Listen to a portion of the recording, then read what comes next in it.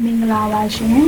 ပြီးခဲ့တဲ့အပိုင်းမှာတော့ရသော်ဘုရားတပိညုတဉာဏ်တော်ကိုရရှိပြီးနောက်ဒီစမသတင်းဘက်မှာသတင်းသုံးတော်မူခဲ့တယ်အစဘာလညောင်မြင်အကြောင်းကိုလေ့လာခဲ့ကြပါတယ်ဒီနေ့မှာတော့တတဌာနရဲ့စတ္တမနေရာဖြစ်တဲ့မုံစလိန်နာအာယံအကြောင်းကိုဆက်လက်လေ့လာကြရအောင်မဟာဗောဓိစေတီကြီးရဲ့တောင်ဘက်အနီးကိုရောက်တဲ့အခါ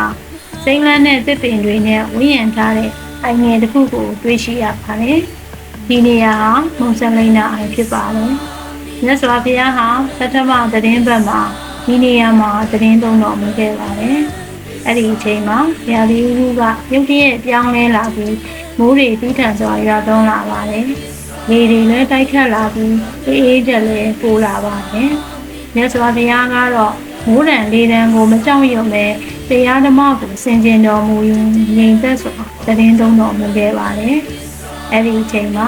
မုံစလိန်နာနဂါမင်းကမြတ်စွာဘုရားကိုမြင်တွေ့ပြီးအကာအကွယ်ပေးဖို့ရောက်ရှိလာပါတယ်။နဂါမင်းဟာမိမိရဲ့ကိုယ်ခန္ဓာနဲ့မြတ်စွာဘုရားကို9ကြိမ်ရစ်ပတ်ကမိုးတံလေတံတွေကနေကာကွယ်ပေးခဲ့ပါတယ်။နဂါပပြင်းကိုဖြန့်ပြီးမြတ်စွာဘုရားရဲ့ဥကောင်းတော်ပေါ်မှာ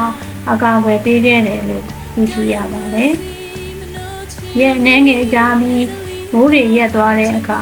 မုံစလိန်နာနဂါမင်းဟာလူငယ်တူရဲ့အသွင်ကိုပြောင်းလဲပြီးမြတ်စွာဘုရားရှိမှ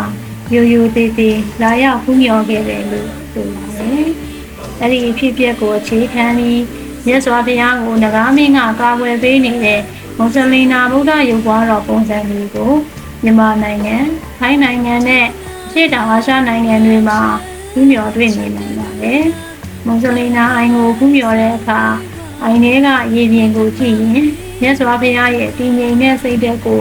အောက်မေ့တတိယကြည့်ပါရှင်။အပြင်မှာမိုးရွာပါစေ၊ရေပြင်းတွေတိုက်နေပါစေ။ကိုယ့်ရဲ့အတွင်းစိတ်ကတော့တည်ငြိမ်နေဖို့လိုပါတယ်။မြတ်စွာဘုရားဟာမိုးသေးထန်စွာရွာသွန်းနေချိန်မှာတော့ထိတ်လန့်ခြင်းစိုးရိမ်ခြင်းမရှိဘဲစိတ်တည်ငြိမ်စွာသတင်းသုံးတော်မူခဲ့ပါတယ်။ဒါဟာအပြင်ဘက်မှာဘလောက်ပဲထိတ်လန့်တုန်လှုပ်မှုနဲ့တွေ့ကြုံရပါစေအတွင်းစိတ်ကတည်ငြိမ်နေနိုင်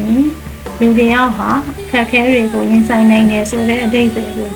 ပေါ်ညွှန်းနေပါတယ်။ဒါဟာမုံစလိန်နာအိုင်ကနေကျမတို့ကိုပေးတဲ့အလွန်တန်ဖိုးရှိတဲ့သင်ခန်းစာတစ်ခုပဲဖြစ်ပါတယ်။ဒီလိုနဲ့တတ္ထဌာန9ခုလေးက7ခုအထိရောက်ရှိလာခဲ့ပါပြီ။နောက်ဆုံးကြံရှိမှာကတော့ရာဇာယတနာပင်ဖြစ်ပါတယ်။ဒီနေရာကမြတ်စွာဘုရားထံဂုဏ်သွင်းကြီးနောက်တပုဒ္ဒနဲ့ဗလိကတော့ပထမဆုံးဆုံးကပ်ဖြစ်တဲ့နေရာတစ်ခုဆိုပဲမမှားပါဘူးရှင်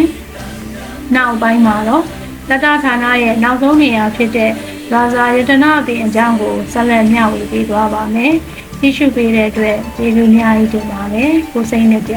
ကျမ်းမာချမ်းသာပြီးဘဝရဲ့မုန်တိုင်းတွေကြားမှာစိတ်တည်ငြိမ်နိုင်ကြပါစေ။နောက်ထပ်ဗုဒ္ဓဂါယာနဲ့ပတ်သက်တဲ့သမိုင်းတွေဖျားဘူးနေရာတွေကိုဆက်လက်မျှဝေပေးသွားမှာဖြစ်လို့ like and follow လုပ်ထားဖို့မမေ့ပါနဲ့ရှင်။ဖျားဘူးကြီးစဉ်များနဲ့ပတ်သက်ပြီးသိချင်မေးမြန်းမယ်ဆိုရင် comment box မှာမေးမြန်းနိုင်ပါတယ်။ကျေးဇူးတင်ပါတယ်ရှင်။